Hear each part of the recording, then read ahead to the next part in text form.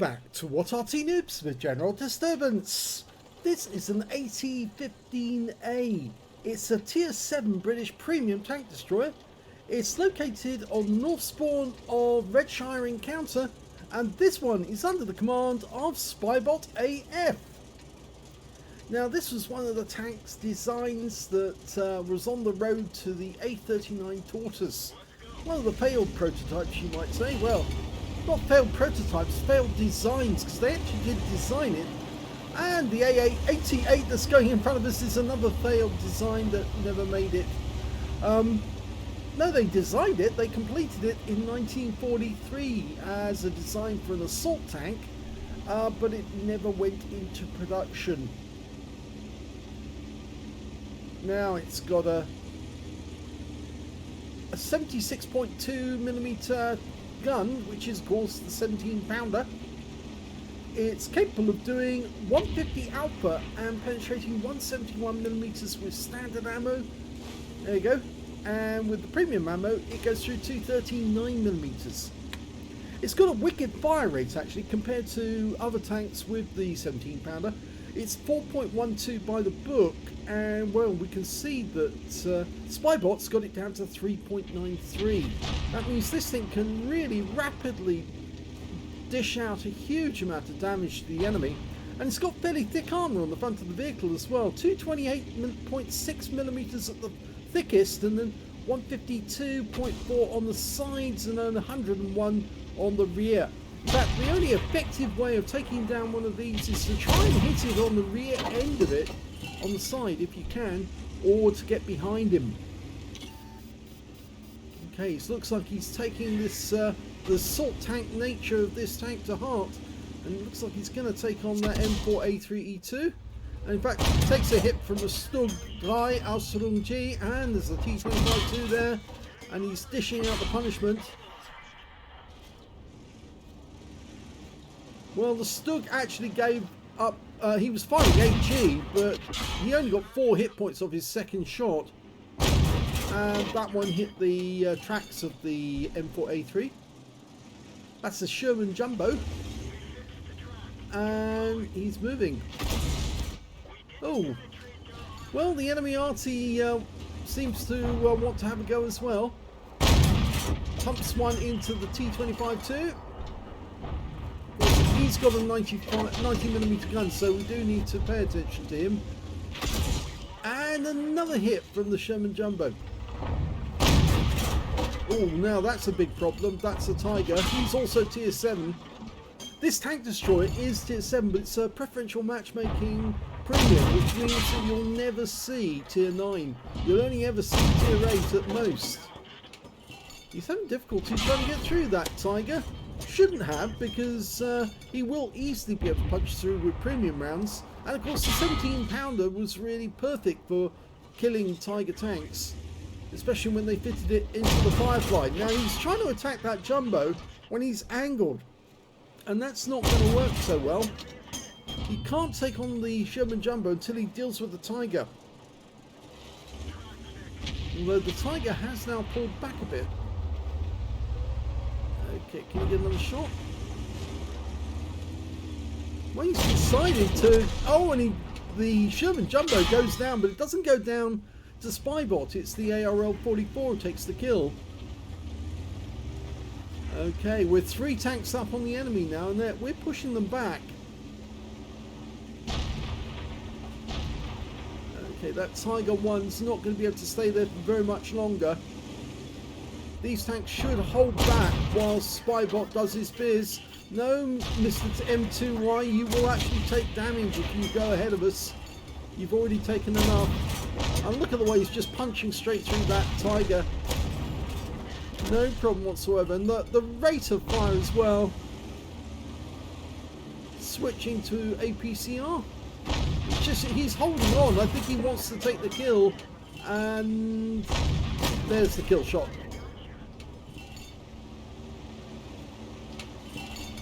Okay, there's only 6 enemy tanks left, but he just took a round in the tracks from the enemy Scorpion, and it's the Tier 7 Scorpion, the American one with the 90mm gun, not the German one.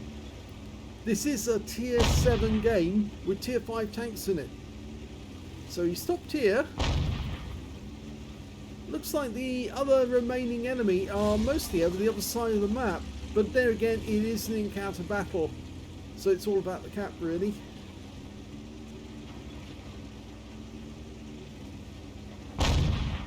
Oh, I think that was an accidental. No. There's the Arty, it's the bishop. And the kill shot actually goes to the M2Y.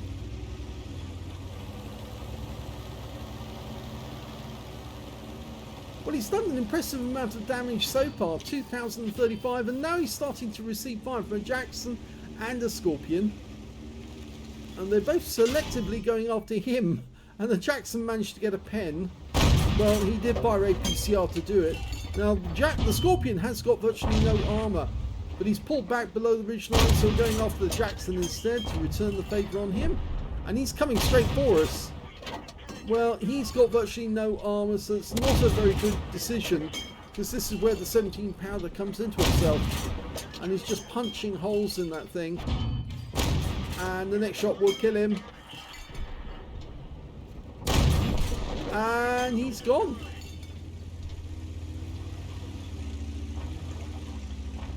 Somebody was saying to me that when I say that the next shot should kill him, I should actually refer to it as saying the next shot will put him beyond recoverable state. I think they were referring to what's going on in Ukraine at the moment. Anyway, IS, he's a one shot at this distance. He can easily do it. Oh! He got a low roll. Go for it again. That's better. So that's his third kill. There's still one enemy left. It's the G-Nu, and he's running. And kill shot. Yes! 4 kills, and the game's over, and a potential high caliber.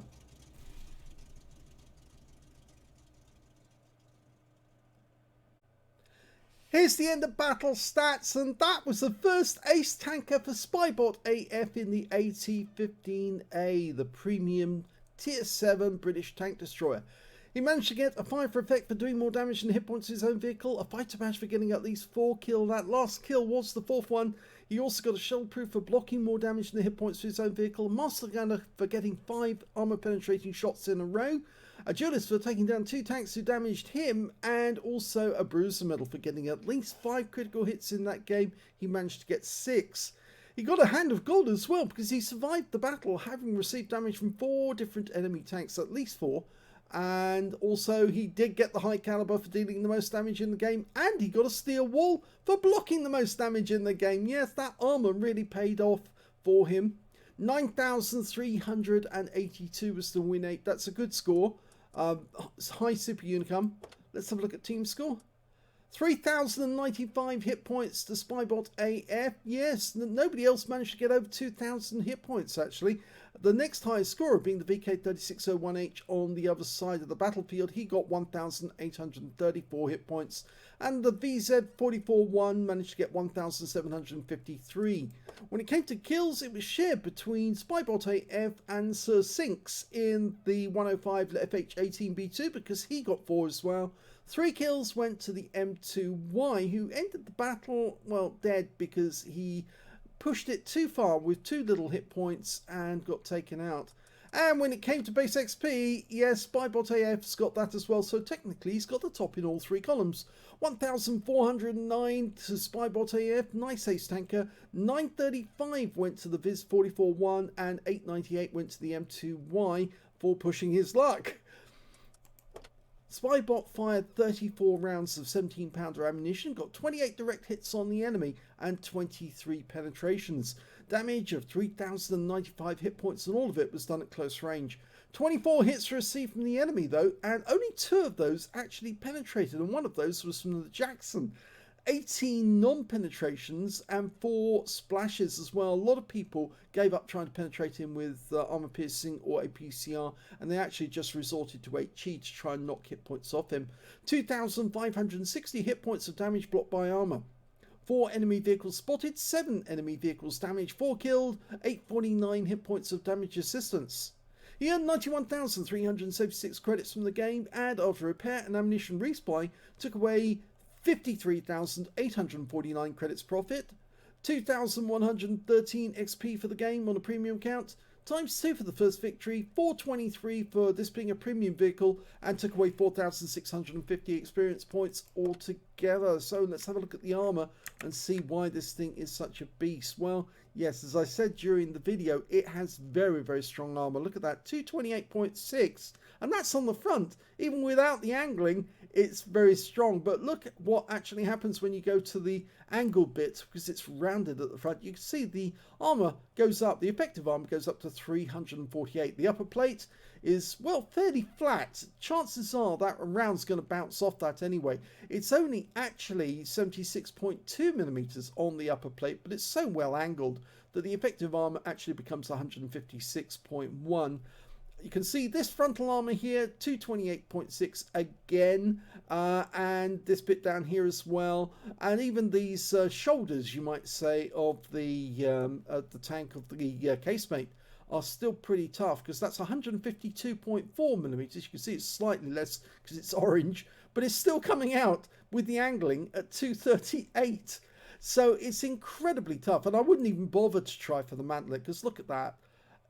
551 millimeters at that angle there, slightly off the center. If you go to the center, it's still 304.8 effective armor because of all the spaced armor, because it's basically two sets of armor there. It's 203 for the actual body and 101 for the mantlet itself.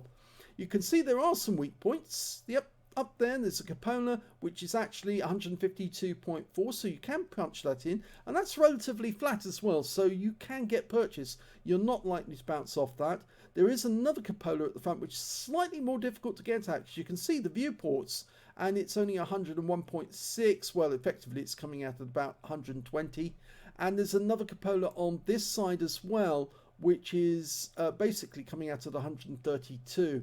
Trying to kill one of these from the front is fairly difficult. The best bet is to go for that cupola there rather than the other two, because they're so thin, so difficult to get at. You're much better off just going for the big cupola, which is the same with the tortoise as well, but it's still 152.4, which means you're probably going to have to use premium ammo if you want to get through. The easiest way to penetrate one of these is from the side. You can see 101.6 on the side there, slightly more here, 152.4, 152.4 all the way down the sides. It's the rear, as I said, that you really need to aim at, because you can see this cover over the engine, that's very thin indeed, 25.4 millimeters. The actual backplate behind the engine is 101, and the backplate to the casement is 101 as well. So yes, it's much easier to penetrate the rear of one of these than it is the front. But if you really have to take them on from the front, go for the cupola, because it's much easier to go for that than it is for anything else. Let's have a quick look at the modules.